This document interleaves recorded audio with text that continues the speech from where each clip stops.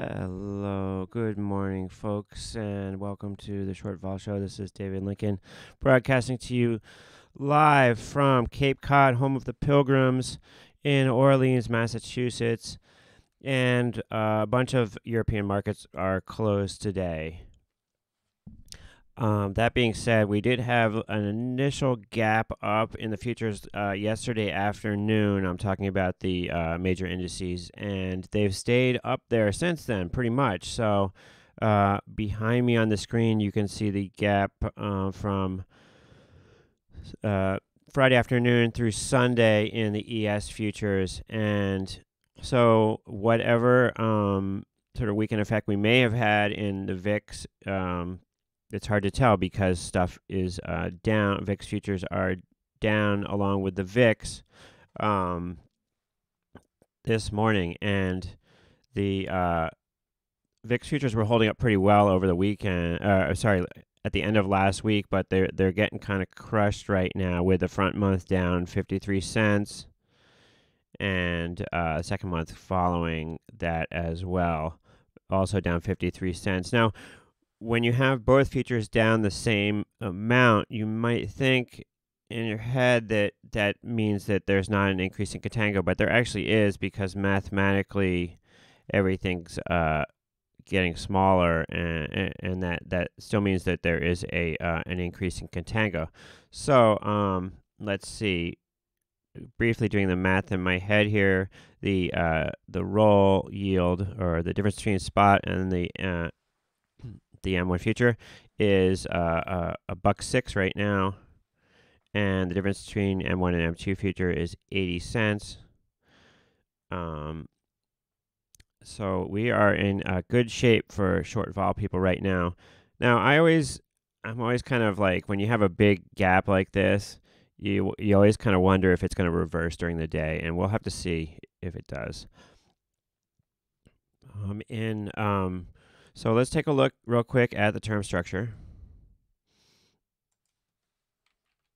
I had a awesome thing happen to me yesterday. I have this side gig as a wedding. I put on weddings, and you never know, or a lot of times you don't know before the day what your assignment is going to be, and I didn't know whether I was going to be a bartender or a server, and I ended up getting put on the bar, which is a potential to make some money. And the father of the bride dropped a really nice tip on me, and I just found myself smiling ear to ear. And it's amazing how making a little bit of money can make you really smile. And in the grand scheme of things, it wasn't a lot, but it was a nice thing of the guy to do. And I just it was like I was like a kid in a candy store, and that's the way it feels when you make a good call in the markets as well. I wanted to take a look. Let's take a look at the term structure, but then I want to look at something else real quick. Let's turn that off.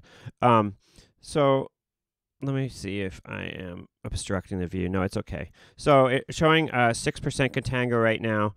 Now, just remember, this is building all the time, edge to the downside. And 6% doesn't sound like a whole lot, but remember, that is per month. So over the course of a year, it's getting to be more and more significant. And we've stayed in the structure for a little while now, and so that's encouraging. So the other thing I wanted to look at was, I like to follow a lot of people on stock twits, and what I did was I went through and I looked and I picked up all the people that had a lot of followers on StockTwits, and I started following their accounts to see what they were talking about. And I found some interesting stuff by doing that. I was looking at this guy. First of all, I look at Howard Linsden, the guy who runs StockTwits, a lot, and see what he's talking about. And he was talking about this guy, this Dragonfly Investments. Dragonfly something or other, which is this guy, Greg Harmon, who's a big chart guy, but he has this newsletter that is well respected. You know how I feel about charts. But anyway, I looked at it and let's see if I can pull it up right now. But anyway, this guy did have some interesting trade ideas on his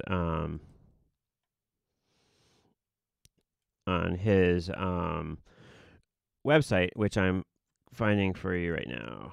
Here we go. Dragonfly Capital, it's called. Gregory Harmon. And StockTwits has a relationship with this guy. They have him at their Stocktoberfests and their some of their conferences. But he has interesting analysis on different issues. And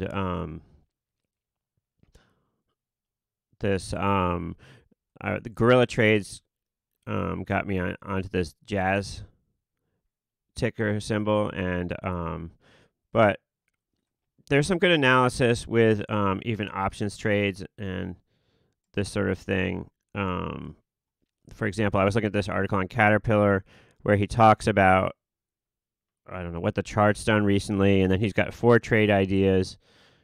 Some of them involve options and some don't. But interesting stuff nonetheless. He has a newsletter that costs like $1,000 a year or something like that. That's got to be a great gig. You sign up people for $1,000 a year each, and pretty soon, 100 people, that's $100,000, and so on and so forth up. So, and this guy Greg Harmon, it sounds like he's done a whole lot in his career before he started this newsletter. So check out that website. Interesting stuff. I'm not being paid, but it's to say that. I'm just saying it. And once again, I am focused on the MJ stock still. I'm looking for a spot to enter. I'm kicking myself once again. The stock Boson BZUM, which I been following since it was trading at like $8. It's up to $54 now, and I owned it from I think $8 to $9, and then I got out of it, and that's what the chart looks like right now. So, we all have missed opportunities, and I think it's Peter Brandt who says that, don't worry about your missed opportunities. Actually, a lot of guys say that. I think Warren Buffett's right-hand man has made some famous quotes about, how many opportunities there are in the market, and don't worry about missing a couple of them because you can't hit them all, and there's always other opportunities. And that fear of missing out is actually worse than missing opportunities. So, we're starting at another week. We're in the summer. It looks like we're back to this summer, like rally.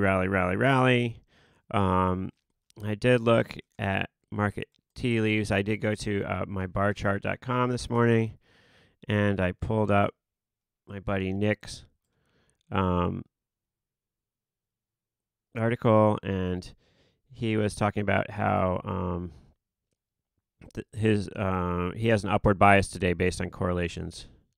He says it's not a correlated market, but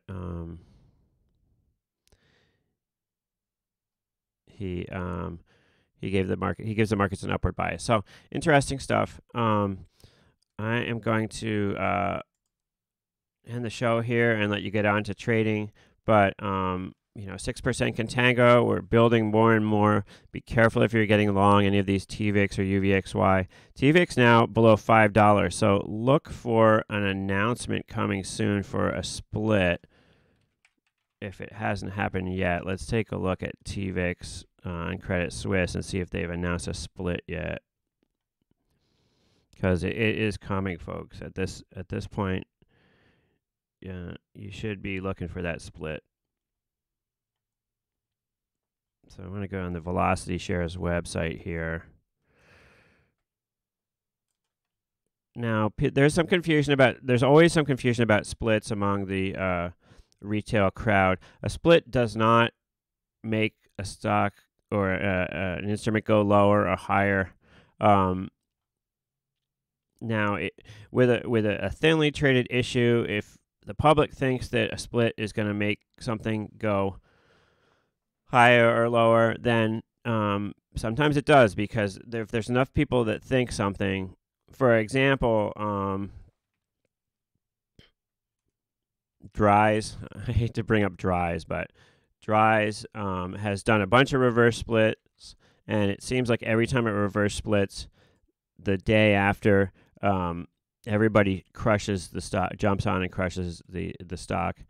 Dries has had somewhat of a comeback in the last few months, but several reverse splits have resulted in, like, the day after, it just getting crushed. But less so with TVX and UVXY, because these are really not. The prices are really not determined by supply and demand in the ETPs. They're determined by the futures, which are thus determined by put buying and selling the SPX. So don't think that if TVX splits that is a time to jump on short or long. It doesn't make any material difference. The only difference it does make in a UVXY is that it does change the options trading a little bit, because you've got more strikes. The cost of capital to buy or sell options can change a little bit in your favor or against. The width between strikes changes. So it does have effects on the way you trade UVXY when it splits, but it's not that, they announced a split, that means it's going to go drastically lower or higher. That's a common misconception, that somehow splits changes the dynamics of everything. It generally does not. All right, so what were we talking about? Dries. Yeah, so that was an example of a stock where when it reverse splits, you do see it kind of start to trend lower real quick. So once again, just to sum things up, we are very much bid overnight. Stuff gapped up Sunday night and stayed up there, with the Dow futures up over 200 points, NASDAQ up over 50 points right now, and the E-minis up over 16 points.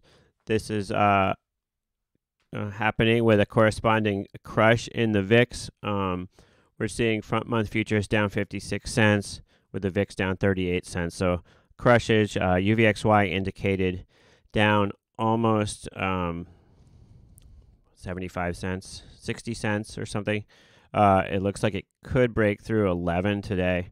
And TVIX close to, it's in split territory pretty soon, below $5 right now. So anyway, folks, thanks for watching today. And I will be meeting up with you again very shortly on the Short Vol Show. Looking forward to possibly having new sponsors on the show. And that's an exciting eventuality. Thanks for watching, folks.